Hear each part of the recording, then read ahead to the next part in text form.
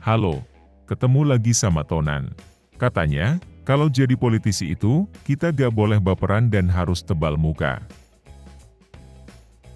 Kita harus percaya diri. Jangan punya rasa malu. Kalau masih punya hati nurani dan rasa malu, jangan jadi politisi. Nah, soal sifat-sifat politisi ini, yang gak boleh baperan dan harus tebal muka, sepertinya Pak Surya Paloh bisa jadi contoh politisi yang baik.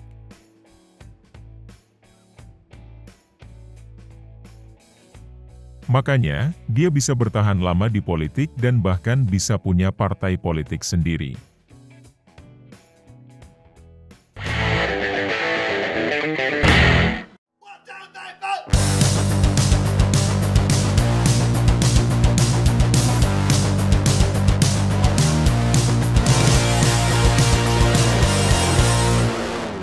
Hari Minggu lalu, Partai Nasdem bikin acara besar-besaran di Stadion Gelora Bung Karno di Jakarta. Di acara tersebut, Ketua Umum Partai Nasdem, Pak Surya Paloh, dan calon presiden dari Koalisi Perubahan, Pak Anies Baswedan, mereka memberikan orasi.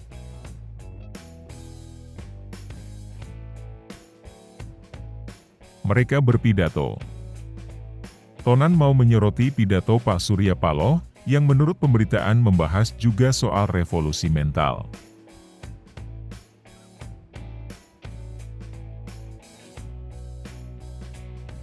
Pak Surya Paloh mengatakan revolusi mental yang digalakan Presiden Jokowi sebetulnya sejalan dengan misi Partai Nasdem.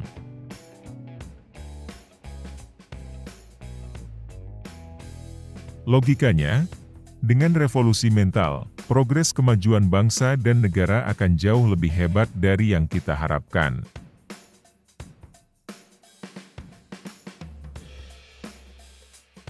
Tapi, sayang beribu sayang, harapan tersebut masih belum jadi kenyataan. Kurang lebih, itulah kata-kata Pak Surya Paloh soal revolusi mental yang belum berhasil.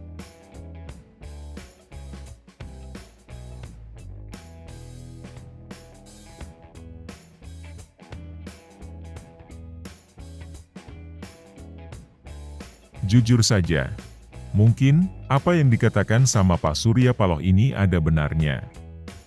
Tapi, menurut Tonan, masalah ini sama sekali gak pantas diucapkan oleh Pak Surya Paloh yang merupakan Ketua Umum Partai Nasdem. Pak Surya Paloh mestinya punya rasa malu buat bicara soal revolusi mental.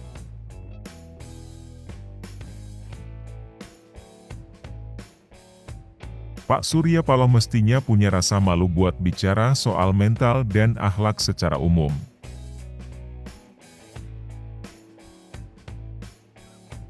Tapi, ya itu tadi. Mungkin Pak Surya Paloh memang politisi yang sangat jago. Dia sepertinya memang gak gampang baperan dan punya kulit muka yang tebal juga. Makanya, dia bisa berapi-api mengkritik Presiden Jokowi soal revolusi mental. Padahal, Pak Surya Paloh dan Partai Nasdem mestinya sadar diri kalau mereka sendiri masih jauh dari harapan revolusi mental. Partai Nasdem adalah partai yang korup. Baru saja, Sekretaris Jenderal mereka, Pak Johnny Plate ditangkap Kejaksaan Agung karena kasus korupsi yang sudah merugikan rakyat sampai 8 triliun rupiah.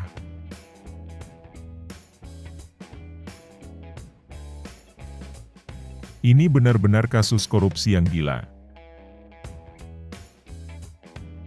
Nah, walaupun partainya terjerat kasus mega korupsi, Pak Surya Paloh masih punya kenekatan buat bicara soal revolusi mental.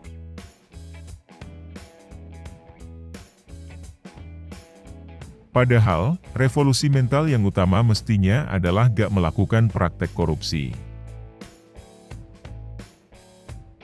Ini musuh besar bangsa Indonesia.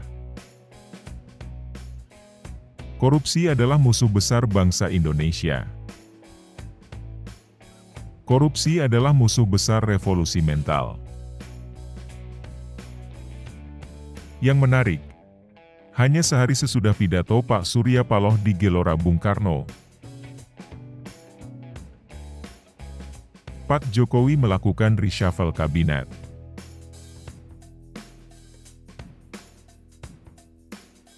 Posisi menteri yang ditinggal Pak Johnny Plate, Menteri Komunikasi dan Informatika, gak diberikan lagi ke kader Partai Nasdem.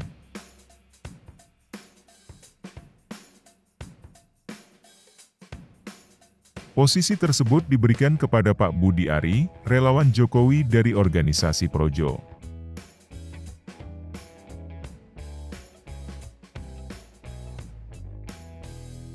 Dan sore harinya, setelah pelantikan Menkominfo yang baru, Pak Jokowi memanggil Pak Surya Paloh ke istana.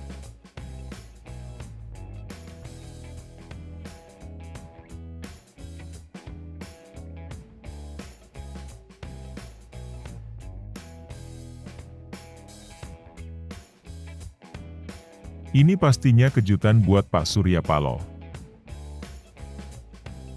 Soalnya, sudah lama sekali Pak Surya Paloh gak dianggap sama Pak Jokowi. Pastinya, Pak Jokowi memang harus mengundang Pak Surya Paloh terkait reshuffle kabinet. Pak Jokowi mesti memberi penjelasan mengapa kursi Menteri Partai Nasdem di kabinet dikurangi.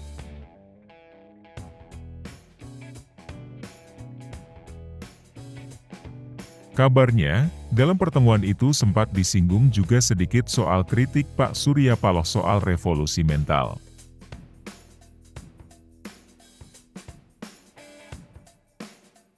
Tapi, itu sama sekali gak penting. Masalahnya, Pak Jokowi tahu, Pak Surya Paloh juga tahu, dan kita semua juga tahu kalau Pak Surya Paloh dan Partai Nasdem sama sekali gak punya kredibilitas buat bicara soal revolusi mental.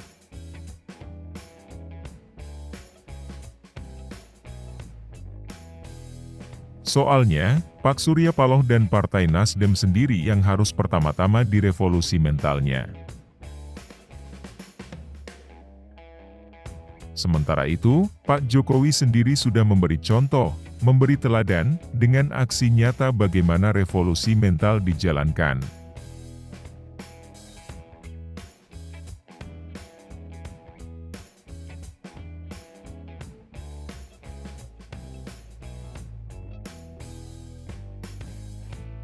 Pak Jokowi dan keluarganya sama sekali gak terlibat bisnis dengan pemerintah. Pak Jokowi dan keluarganya sama sekali gak korupsi. Yang lebih penting lagi, tanpa banyak gembar-gembor, Pak Jokowi sebetulnya sudah mengubah mentalitas bangsa kita, mentalitas generasi muda kita, jadi mentalitas bangsa pemenang.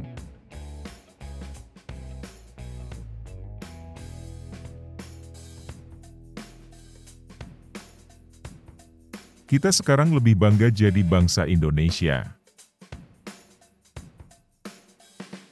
Bangsa kita dihormati sama bangsa lain. Bangsa kita dicemburui sama bangsa lain. Bangsa kita berani melawan tekanan-tekanan negara-negara besar. Seperti soal hilirisasi kekayaan alam kita. Pak Jokowi benar-benar membawa bangsa kita jadi bangsa yang maju, yang punya mentalitas bangsa maju.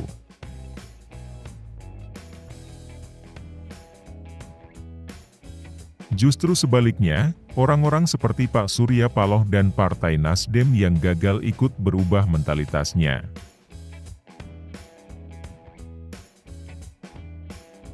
Mereka masih berperilaku seperti di era sebelumnya. Mereka masih saja korup. Jadi, kalau menurut Tonan, pidato Pak Surya Paloh soal revolusi mental patut kita tertawakan saja. Gimana?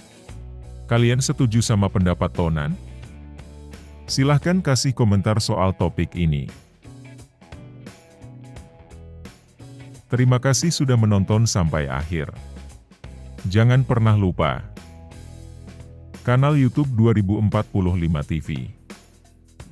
Ikut Komando Jokowi. Dukung Ganjar Pranowo. Bye.